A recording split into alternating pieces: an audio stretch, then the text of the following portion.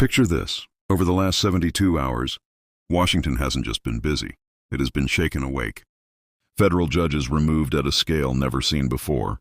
Agencies pressured, even forced, to release long-hidden data. SNAP fraud, Somali-linked welfare fraud, immigration failures, childcare scams, all suddenly dragged into daylight. And behind every one of these shockwaves stands a president making sweeping, coordinated moves. At first glance, these actions might look chaotic, even impulsive. Critics say they're extreme. Supporters call them overdue corrections to a system that quietly failed for decades. But here's the twist few saw coming. None of these moves are isolated. They're part of a strategy, a comprehensive restructuring targeting the most powerful levers in government, the courts, the federal agencies, the data systems, and even Congress's own oversight powers. Today we're breaking down exactly what Trump has done, why insiders call this his most aggressive institutional power play yet, and why this moment is bigger than judges, bigger than fraud cases, and bigger than political drama. It's about the system itself. But before the headlines, the firings, the lawsuits, the threats, there's one truth we need to understand. None of this came out of nowhere. For years, millions of Americans watched a rigid bureaucracy sink under its own weight. Immigration cases stacked up like forgotten mail. Welfare programs hemorrhaged money. Verification systems failed. The border became more of an idea than an actual line. Think of it like a house. You spot a small water stain on the ceiling. Annoying, but manageable. Then it spreads. You patch the ceiling, but the stain returns. Finally, you realize the problem isn't the ceiling. It's the pipes behind the wall. At some point, patchwork stops working. The pipes must be replaced. That's where America found itself. The problem wasn't a leak. It was a structural failure buried deep inside the system. Immigration courts, for example, had become paralyzed. Someone could enter the country illegally in 2024, receive a court date in 2028, and still be waiting for a final decision in 2032. By then, they may have jobs, children, homes, lives fully rooted inside the U.S., and the backlog, nearly 4 million unresolved cases. Justice delayed wasn't just justice denied, it was justice abandoned. And here's the uncomfortable reality. For some officials, this gridlock wasn't a flaw. It was the goal. A system that never decides is a system that never deports. Bureaucratic paralysis became a quiet path to permanent residency. So when the administration launched its recent wave of actions, they weren't spontaneous. They were calculated. Evidence had been gathered. Data requested. Legal frameworks prepared. The goal? A sweeping overhaul. The first visible shockwave came in the judiciary. In a matter of weeks, more than 100 immigration judges were terminated outright. Not reassigned, not demoted, fired. In New York alone, more than a dozen. In San Francisco, even more. Some courthouses lost a quarter of their judicial staff in a single sweep. This wasn't a trim. It was a purge. And yes, the president can legally do it. Immigration judges aren't Article 3 federal judges. They're employees of the Department of Justice, which reports to the president. But precedent? That's a different story. No president had ever removed judges at this scale, this fast. The reaction was immediate. Activist groups called it authoritarian. Legal scholars debated whether it violated principles of judicial independence. Headlines labeled it a massacre. But missing from much of the coverage was the reason these judges were targeted. Investigations, including some from nonpartisan sources, found that many terminated judges had unusually high asylum approval rates, far above national norms. Some had backlogs stretching into the late 2030s. Others had procedural or ethical complaints. The pattern was consistent. Judges viewed as advocates rather than enforcers were the first removed. When you're staring at a 4 million case backlog, speed and consistency matter, and taxpayers footing the bill for endless appeals and years of hearings were losing patience. So the administration moved quickly, but the firings were only the beginning. Step 2 was even more revealing. The administration began hiring replacements, but not immigration judges. Instead, they are now officially called deportation judges. A subtle wording shift, but a massive shift in mission. The new job postings came from Homeland Security, not the DOJ. Salaries topped $200,000, remote work possible. But the qualifications? That's where the shift became unmistakable. The new hires overwhelmingly came from enforcement backgrounds. ICE attorneys, Border Patrol officials, JAG military lawyers, federal prosecutors. Noticeably absent, immigration defense lawyers or advocates. Not one new judge in the reviewed batch had previously defended immigrants in court. Activists warn this creates a system inclined toward rubber-stamp deportations. A fair concern. Bias can cut both ways. But supporters argue the old system was slow, inconsistent, and vulnerable to exploitation.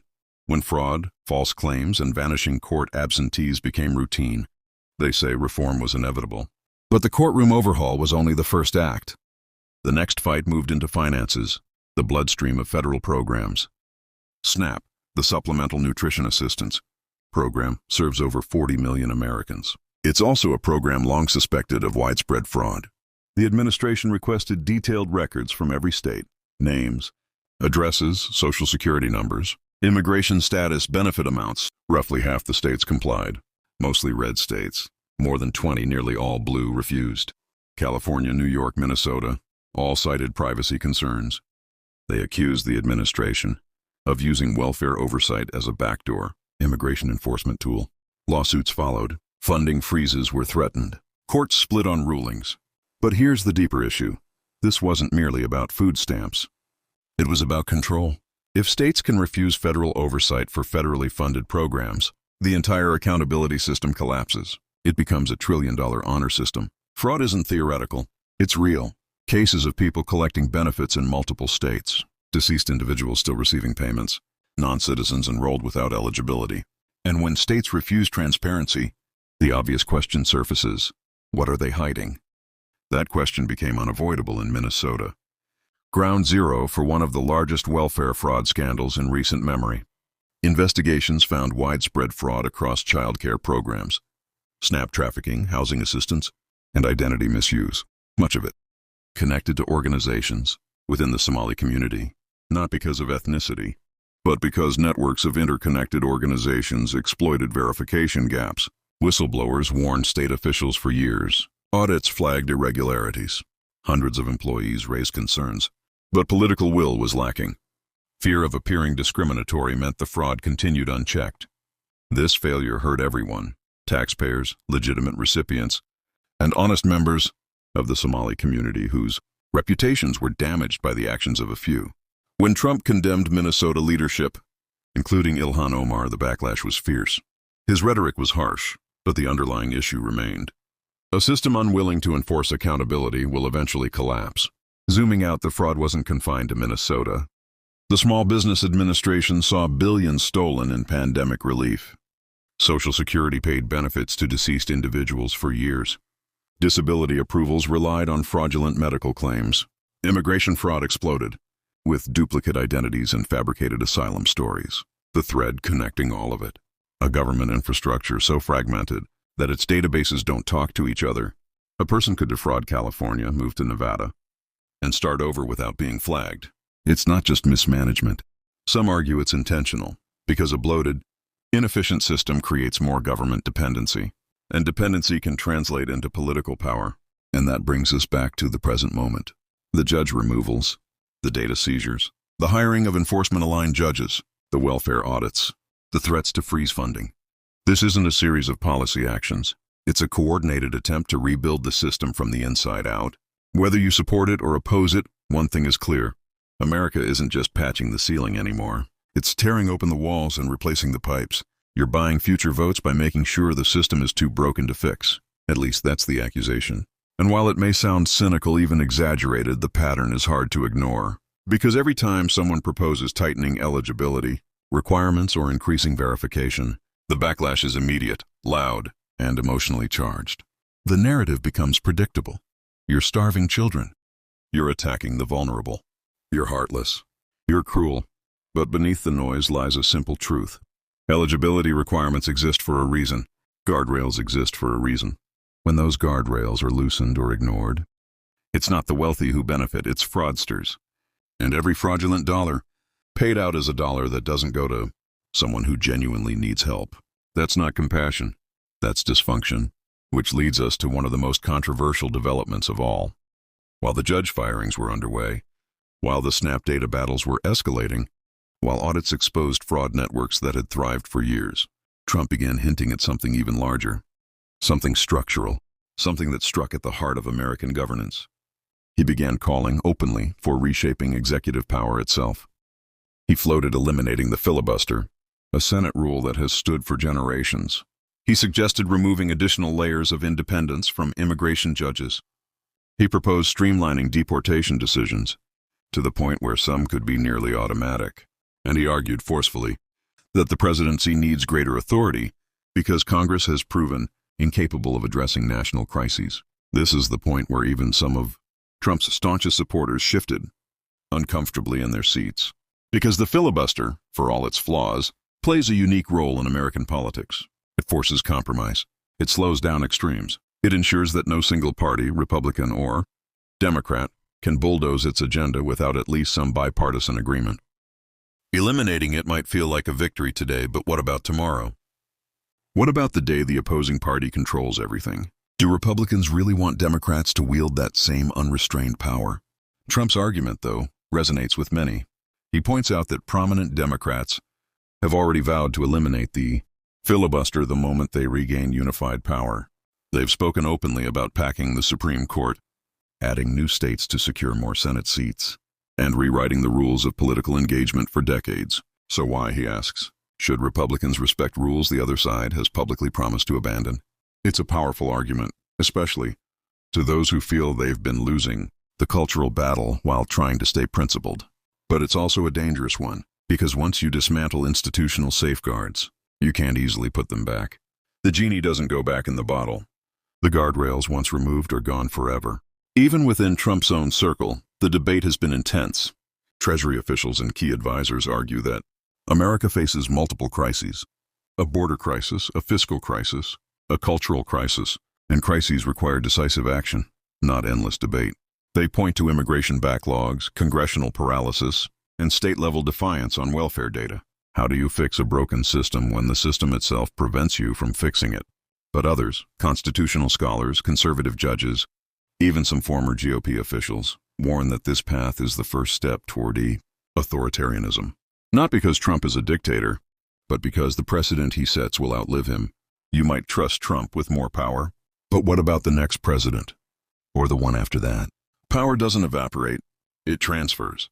As this debate simmered, Trump dropped another bombshell, one that stunned even members of his own administration.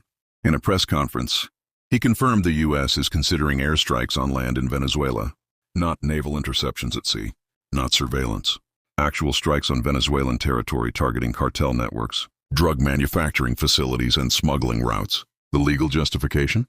Article 2 of the Constitution, which designates the President, Commander-in-Chief, and authorizes action in response to imminent threats.